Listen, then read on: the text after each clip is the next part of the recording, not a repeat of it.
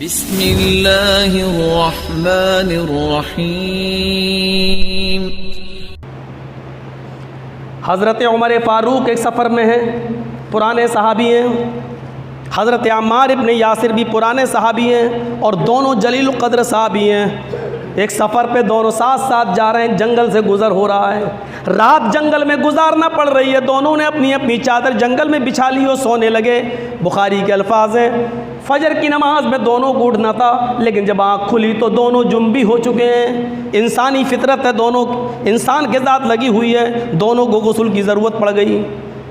سوئے رات کے اندر، صبح اٹھے تو دونوں کو غسل کی ضرورت پڑ گئی۔ کیا کیا جائے؟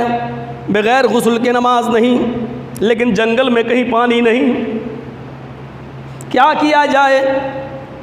حضرت عمار کہتے ہیں، اے عمر، اللہ کے نبی صلی اللہ علیہ وسلم نے فرمایا، میں اس مجلس میں موجود تھا، قرآن کریم کی آیت ہے، اگر تمہیں پانی نہ ملے تو پاک مٹی سے تیمم کر لو۔ ہمارے پاس پانی نہیں ہے، اس لیے تیمم کرنے کے علاوہ کوئی چارہ نہیں ہے، ہم تیمم کر کے نماز پڑھ لیتے ہیں۔ حضرت عمر فاروق نے کہا، اے عمار، جس جگہ اللہ کے نبی صلی اللہ علیہ وسلم پر قرآن کی آیت نازل ہوئی وہاں میں بھی موجود تھا، اور اللہ کے نبی صلی اللہ علیہ وسلم نے جب یہ حکم دیا کہ جب وضو کے لیے پانی نہ ملے تو تیمم کر لو، تو یہ حکم وضو کے سلسلے میں نازل ہوا ہے، غسل کے سلسلے میں نازل نہیں ہوا ہے۔ جب وضو کے لیے پانی نہ ملے تو تیمم کر لینا چاہیے، لیکن ہمیں وضو کی نہیں، ہمیں تو غسل کی ضرورت ہے، لہذا اپنی طرف سے ہم کیوں اس میں عقل دوڑائیں؟ حضرت عمار نے کہا، یہاں سے اللہ کے رسول بہت دور ہیں، ہم مسئلہ معلوم کرنے جائیں گے تو کافی وقت لگے گا، کئی دن لگیں گے، ہم لوگ کئی دن کا سفر کر چکے ہیں، اب تو سوائے قیاس کے اجتہاد کی کوئی راستہ نہیں ہے۔ چلیے، وضو کے لیے چھوٹا تیمم کی ضرورت ہوتی ہے، ہمیں غسل کی ضرورت ہے، ہم بڑا تیمم کر لیتے ہیں۔ حضرت عمر فاروق نے پوچھا، بڑا تیمم کیا ہوتا ہے؟ حضرت عمار ابن یاسر نے کیا کیا؟ اپنے جسم سے کپڑے اتار دیے، تھوڑی دیر کے لیے پردے میں چلے گئے، درختوں کی اوٹ میں چلے گئے، اور انہوں نے اپنے پورے جسم پر مٹی مل لی۔ بخاری شریف کی حدیث کے الفاظ ہیں، تمرغت کما تمرغ الدابہ۔ حضرت عمار مٹی پر ایسے لوٹنے لگے جیسے چار پیر والا جانور مٹی میں لوٹتا ہے، تاکہ جسم کے ہر حصے پر میری مٹی لگ جائے اور ہم پاک ہو جائیں۔ وہ مٹی پر اپنے جسم کو لوٹ کر واپس آتے ہیں اور انہوں نے نماز ادا کر لی۔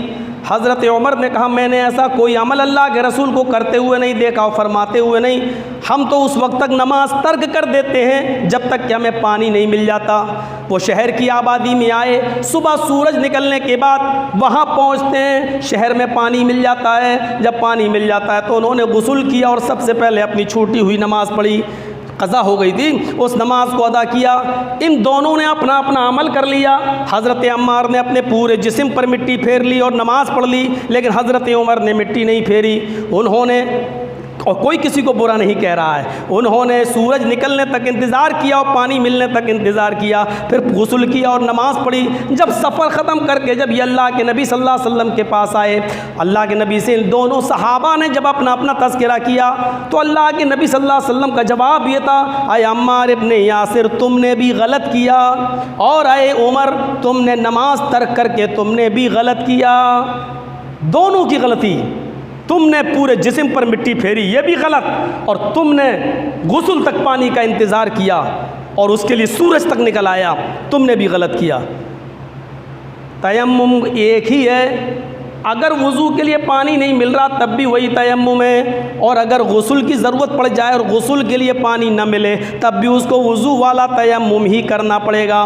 اپنے دونوں ہاتھوں کو پاک مٹی پہ مارنا ہے، ان کو ایک بار پھونک مارنا ہے، دونوں ہاتھوں پہ ایک بار پھونک، جتنی مٹی ہاتھ میں لگی ہے تھوڑی بہت اڑ جائے، اور جو بچی ہو اسی کو اپنے چہرے پر مل لیجئے، اور دائیں ہاتھ کی ہتھیلی کو، دائیں ہاتھ کے ہتھیلی کو بائیں ہاتھ کی پشت پر، یہاں یہ ٹخنا ہے نا، یہ گٹا، یہاں سے ایسے پھیرنا ہے، اور بائیں ہاتھ کی ہتھیلی کو دائیں ہاتھ کی پشت پر ایسے پھیرنا ہے، بس اتنا تیمم ہے، ایک ضربہ بس، اور اسی کے بعد آپ نماز پڑھ سکتے ہو۔